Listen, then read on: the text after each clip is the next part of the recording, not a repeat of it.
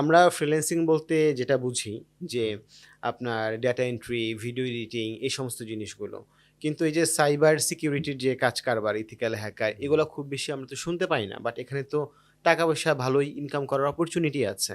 তাহলে এই জিনিসগুলা কেন জনপ্রিয় না আমাদের দেশে? আপনার কি মনে হয়? আচ্ছা, মজার ব্যাপার হচ্ছে এই জায়গাটাতে এই যে আপনি যেই সেক্টরটা বললেন যে এথিক্যাল হ্যাকিং নিয়ে কেউ ফ্রিল্যান্সিং করে, এটা কেন বলে না?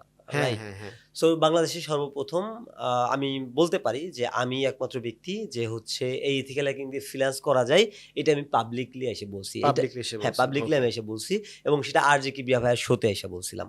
সো ওইখান থেকেই মানুষ জানে যে ফ্রিল্যান্স করা যায় এথিক্যাল হ্যাকিং দিয়ে বা পেনিট্রেশন টেস্টার হিসাবে কাজ করা যায় বা কেউ ম্যালওয়্যার রিমুভ নিয়েও কাজ করে। সো অনেকেই এর আগেও করতো, রাইট? আমি যে ১ম বাংলাদেশে কাজ করি এমন না। অনেক মেম্বার আছে যারা আগে ফ্রিল্যান্স করছে এই বিষয় নিয়ে। ফ্রিল্যান্স করছে, জব করতেছে রিমোট।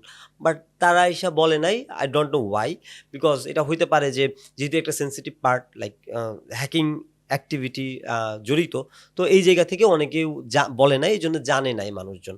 সো মানুষজন না জানলে আসলে কিভাবে করবে ফ্রিল্যান্স, রাইট? যেমন আপনি বললেন ডেটা এন্ট্রি, তারপর হচ্ছে ওয়েব ডিজাইন, গ্রাফিক ডিজাইন, এগুলা আসলে রাইট। একদম common. It's a like suspicious. Freelancing বলতেই আমরা এই জিনিসগুলা বুঝি, রাইট?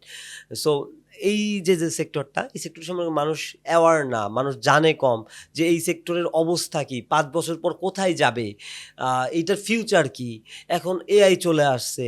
সো মানে এইটার ব্যাপারে মানুষ কম জানে। সো আমি যখন বাংলাদেশে এই ধরনের ভিডিওসে আমি যা লাইভ বলতেছি, আপনি বলতে পারেন তাহলে আপনি কেন বলতেছেন, রাইট? হুম, হুম। যে আপনি কেন বলতেছেন? সো আমি বলতেছি বিকজ আমি তো আসলে ভাই আনএথিক্যাল কোনো কিছু করি না। আমি ভাই আর্ন করতেছি, আমি তাদের পারমিশন নিয়ে কাজ করতেছি। সো আমি আনএথিক্যাল কোনো কিছু করতেছি না। সো দ্যাট ইজ ওয়াই আমার বলতেও আর কোনো ভয় নাই যে আচ্ছা। আমি আসলে কেন বলতেছি, রাইট? ওকে। সো এই হচ্ছে ব্যাপার। সো মানুষ জানে না ঠিকঠাক।